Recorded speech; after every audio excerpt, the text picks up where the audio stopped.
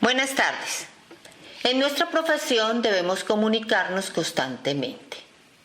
Lo hacemos a pequeño nivel cuando estamos con un cliente ofreciendo nuestros bienes y servicios, pero en ocasiones también tenemos que hacer presentaciones para un público mayor.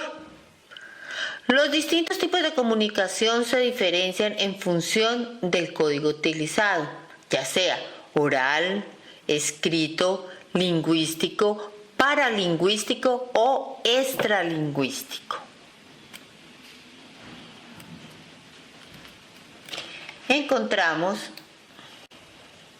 3 momentos en la comunicación, a saber, primero, la comunicación verbal. Se compone de códigos lingüísticos orales y escritos. Es qué se dice. La comunicación paraverbal se compone de códigos paralingüísticos. Es cómo se dice. Y la comunicación no verbal se compone de códigos extralingüísticos y no lingüísticos. Cómo se transmite. Los distintos tipos de comunicación se diferencian en función del código utilizado. Vamos a iniciar con la comunicación verbal. La comunicación verbal es aquella que utiliza signos lingüísticos y siempre va acompañado de códigos paralingüísticos, como el volumen o tono de la voz, depende del lenguaje. Un buen uso del lenguaje oral y escrito es una de las principales habilidades de comunicación. Una buena comunicación verbal debe ser clara, ordenada y coherente. Se debe adaptar a las características del auditorio o el interlocutor y debe ser correcta en la formulación de las ideas. Los elementos fundamentales de la comunicación verbal efectiva son lo que se quiere dar a conocer, el interés del interlocutor, el uso del lenguaje de un modo preciso y persuasivo. Ahora, la comunicación paraverbal. Esta está acompañada de elementos paraverbales como murmullos de aprobación o afirmación, exclamaciones, latencia, elementos de la voz que tienen que ver con el timbre, el tono, el volumen, las inflexiones y la enfatización. También son elementos paraverbales la fluidez del habla, el tiempo del habla y la velocidad del habla. En ocasiones nos encontramos con personas que hablan demasiado rápido y no se les entiende. Pero también hay personas que hablan muy lento y son monótonas. Los códigos paralingüísticos son la entonación. Es el modo en que modulamos a la hora de transmitir nuestras opiniones, pensamientos y emociones. La entonación da vitalidad a la conversación y destaca unos elementos del discurso sobre otros. Cuando creemos que estamos diciendo algo importante, enfatizamos lo que decimos con la entonación. La articulación, referida al modo en que vocalizamos. Una mala articulación puede entorpecer la comunicación y hacer que el receptor confunda unas palabras con otras. La elocución es la velocidad con la que hablamos y el uso de los silencios. Un buen uso del silencio puede ayudarnos a mostrar interés o subrayar las ideas principales de un discurso. Ahora vamos a ver la comunicación no verbal. La comunicación no verbal no utiliza palabras. Son gestos y señales que apoyan o contradicen lo que decimos. En toda comunicación se coordinan elementos verbales y no verbales.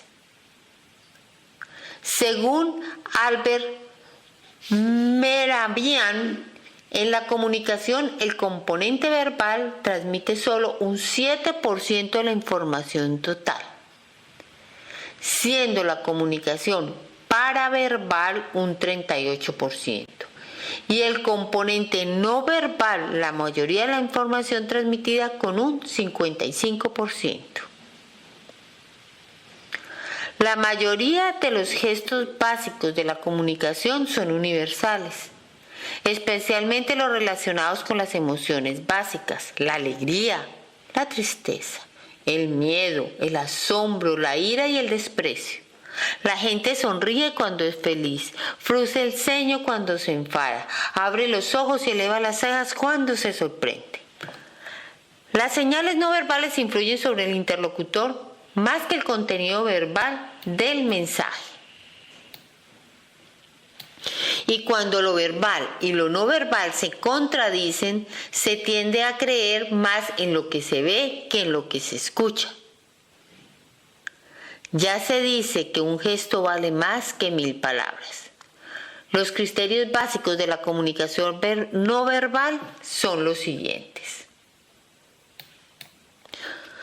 Todo comportamiento no verbal está asociado a la comunicación en su conjunto, de modo que no podemos comprender un gesto aislado sin tener en cuenta el contexto en que se produce. Para la comunicación sea comprensible y sincera, es necesario que sus componentes verbales y no verbales sean congruentes. Cada comportamiento no verbal tiene lugar en un contexto de comunicación. Encontramos que la kinesia estudia la comunicación a través del lenguaje corporal, estudia las posturas, los gestos, las expresiones faciales, la mirada y la sonrisa. La postura corporal transmite actitudes y sentimientos hacia la persona con la que hablamos, mientras que la posición refleja el grado de aceptación mutua en las interacciones. Si conectamos bien con el otro, tendemos a imitar sus posturas. Cuando cambiamos de opinión durante una conversación, reacomodamos la posición de nuestro cuerpo. La posición que adoptan nuestros clientes nos darán una pista sobre el interés que despiertan los productos o servicios que estamos ofertando. La orientación. Se trata del grado en que desviamos hombros y piernas respecto a las personas con las que estamos conversando. La mirada, la sonrisa, los gestos faciales, los asentimientos, la postura corporal, la orientación del cuerpo, los gestos con las manos, los gestos con las piernas y pies, movimientos de cabeza, movimientos de manos y pies, automanipulaciones, desplazamientos en el espacio, distancias y contacto físico. En conclusión, el cuerpo habla. Hay que interpretar el lenguaje corporal. Cuanto más nos agrada la persona que nos habla o más de acuerdo estamos con lo que nos dice, más se orienta nuestro cuerpo hacia ella. Ahora, el movimiento. El exceso de movimiento transmite nerviosismo y contagia. Sin embargo, si el movimiento es escaso, muestra pasividad, formalidad excesiva o indiferencia. Los gestos.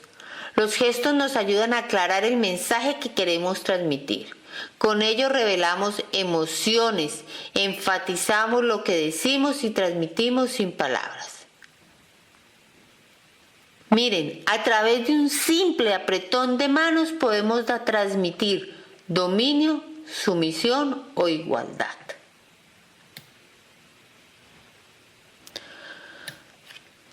Los dedos entrelazados reflejan frustración y actitud negativa, mientras que las manos en ojiva transmiten autoconfianza. Taparse la boca o tocarse la nariz expresa mentiras. Nos frotamos la ceja cuando no nos gusta lo que nos dice. Nos rascamos el cuello cuando dudamos. Ponemos los dedos en la boca cuando nos sentimos presionados. Apoyamos la cabeza en las manos cuando nos aburrimos. Cuando una persona miente y está de pie, tiende a dar un paso hacia atrás. Las mujeres solemos enredar un mechón de pelo en el dedo si nos gusta un joven con el que hablamos. Cuando estamos tomando una decisión nos acariciamos la barbilla. Cuando alguien se frota la frente manifiesta apertura mental y posiblemente se trate de alguien con quien resulte sencillo trabajar. Inclinamos la cabeza cuando algo nos interesa.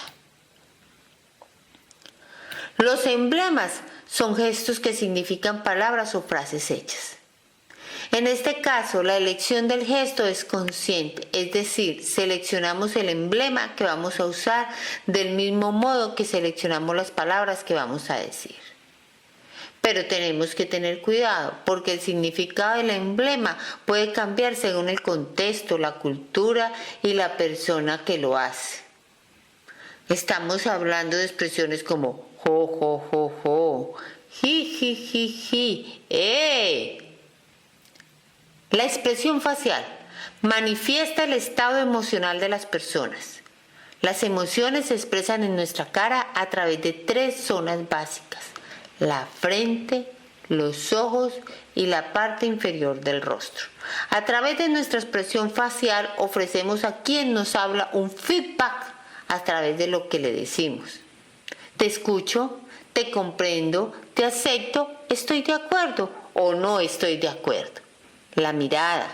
Los ojos son la parte más expresiva del rostro. Una persona que miente puede aprender a contener su postura, sus gestos, su sonrisa, pero controlar la mirada es mucho más difícil. Nuestra mirada expresa interés, emociones y estados de ánimo. La dilatación de la pupila. Nuestras pupilas pueden dilatarse hasta un 45% cuando nos sentimos atraídos por la persona que tenemos en el frente. Ante actitudes positivas, las pupilas se dilatan. Ante actitudes negativas, las pupilas se contraen. El exceso de parpadeo puede manifestar nerviosismo o bien esfuerzos por mantenerse despierto. El contacto ocular. Mirar fijamente puede interpretarse como superioridad, grosería, desafío.